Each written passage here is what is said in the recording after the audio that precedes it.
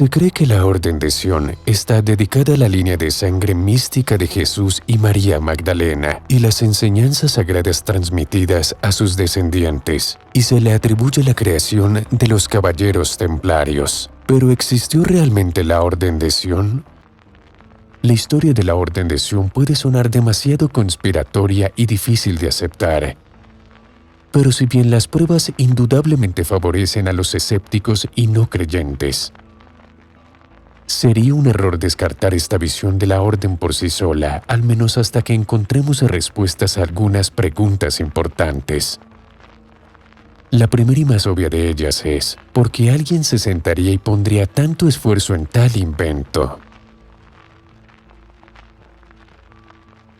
Y no olvidemos ni nos engañemos a nosotros mismos de que si la Orden de Sion es una ficción, un engaño, apenas hay una especulación mejor ejecutada en la historia, pero solo por eso vale la pena investigarla.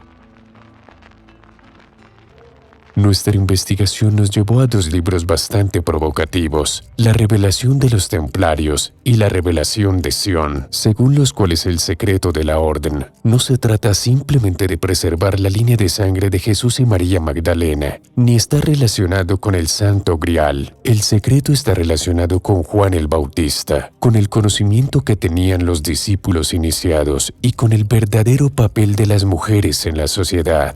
La historia que cuentan es que en tierras sagradas, Godofredo de Bouillon, durante la Primera Cruzada, se encontró con una organización llamada la Iglesia de Juan, una iglesia esotérica de iniciados que presentaba una tradición basada en la primicia del Espíritu. Así, a principios del siglo XII, recopilamos los medios espirituales y temporales por los cuales podría realizarse el sueño supremo de Godofredo de Bouillon. Los miembros de la Orden de los Templarios se convirtieron en portadores de la espada de la Iglesia de Juan y estandartes de la primera dinastía, armas que obedecerían al espíritu de Sion. Las conclusiones a las que llegan los autores sobre los verdaderos secretos guardados por Sion son bastante audaces y quizás no sean aceptadas por muchos, pero las compartiremos simplemente como otra perspectiva interesante y provocadora para la reflexión.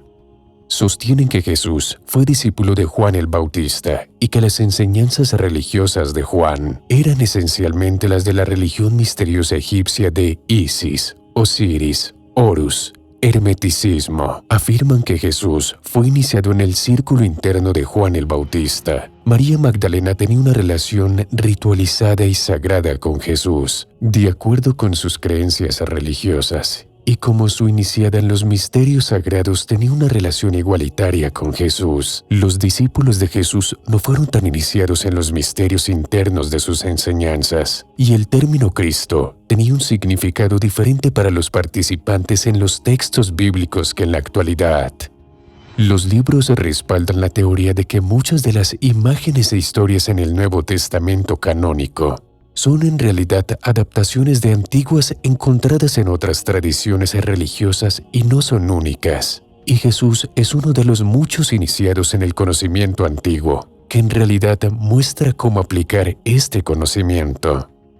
Incluso los autores de los libros sugieren que Leonardo da Vinci podría haber estado enviando mensajes ocultos a través de su arte que solo podían ser comprendidos por aquellos que estaban abiertos a su significado. Si en la superficie estas pinturas parecen representar simples imágenes bíblicas, en realidad revelan su creencia en el verdadero papel de Juan el Bautista.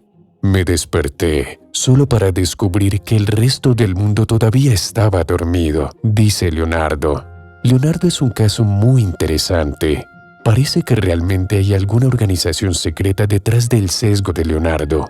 Pero ¿es realmente la Hermandad de Sion como afirman algunos?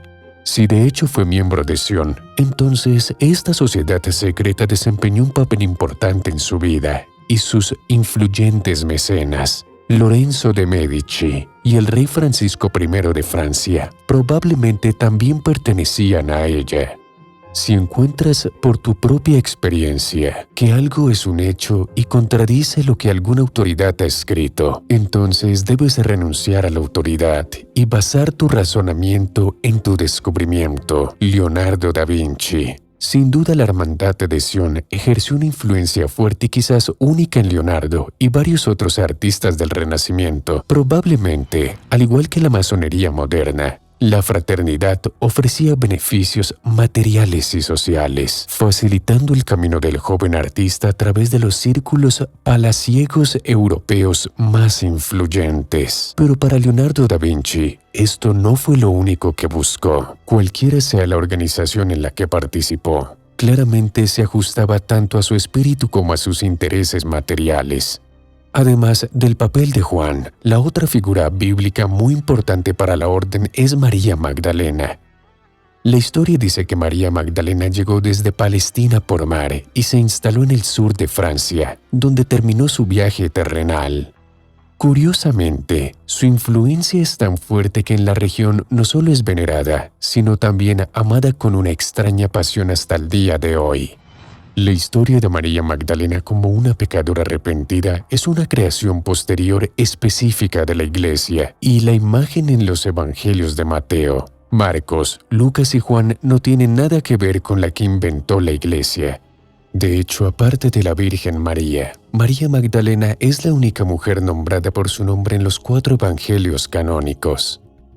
La importancia de María Magdalena adquiere una fuerza completamente nueva cuando recordamos que estuvo presente en la crucifixión y que fue la primera testigo de la resurrección de Jesús. Aunque el momento del descubrimiento del sepulcro vacío se relata de manera diferente en los 4 evangelios, en todas partes hay unanimidad sobre la primera testigo de Jesús resucitado.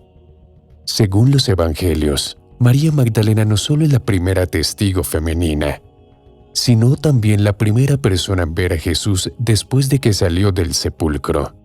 Un hecho que muchos silencian y consideran únicamente a los seguidores masculinos de Cristo como sus verdaderos apóstoles.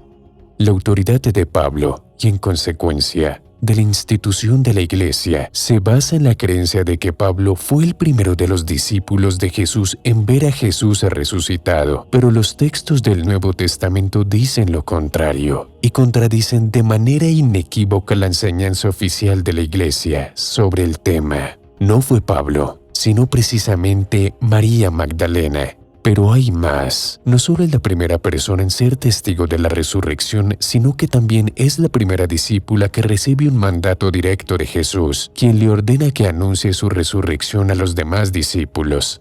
No fue hasta que la Iglesia se convirtió en una institución formal bajo la influencia de San Pablo, que el papel de las mujeres se redujo al mínimo. El proceso también es retrospectivo.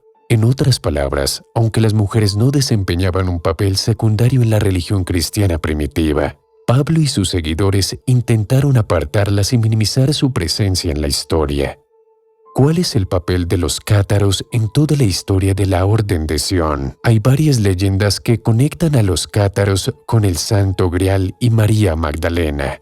Una de ellas relaciona a los cátaros con conocimientos secretos y reliquias relacionadas con Jesús y María Magdalena, sugiriendo que el Santo Grial en realidad era una descendiente de Jesús y María Magdalena, y fueron los cátaros quienes fueron los guardianes de esta descendencia, con algunas sugerencias de que los cátaros mismos eran descendientes de Jesús y María Magdalena, y que fueron perseguidos por la Iglesia Católica por poseer este conocimiento secreto. ¿Qué sucede después? En 1209, la Iglesia Católica comenzó la Cruzada Albigense, también conocida como la Cruzada Cátara, que duró más de 20 años. El objetivo: erradicar a los cátaros. En ese momento, los cátaros estaban concentrados en la región de Languedoc, en el sur de Francia, y el Papa, con el respaldo de la monarquía francesa, emprendió una campaña militar para suprimirlos. La campaña albigense resultó en la muerte de decenas de miles de personas, tanto cátaros como católicos, y las tácticas brutales utilizadas por los cruzados, incluyendo quemas masivas y masacres, la convierten en uno de los momentos más famosos y controvertidos de la historia europea. El papado declaró la Orden de los Templarios como herejes, la disolvió y los caballeros templarios fueron torturados y quemados. La Orden de Sion, sin embargo, sobrevive, quizás porque operaba encubierta y continuaba llevando sus secretos. Se especula que en algún momento se transformó en la Orden de la Rosa y la Cruz y tuvo influencia en el desarrollo de las logias masónicas, dando impulso a la creación de nuevas sociedades secretas.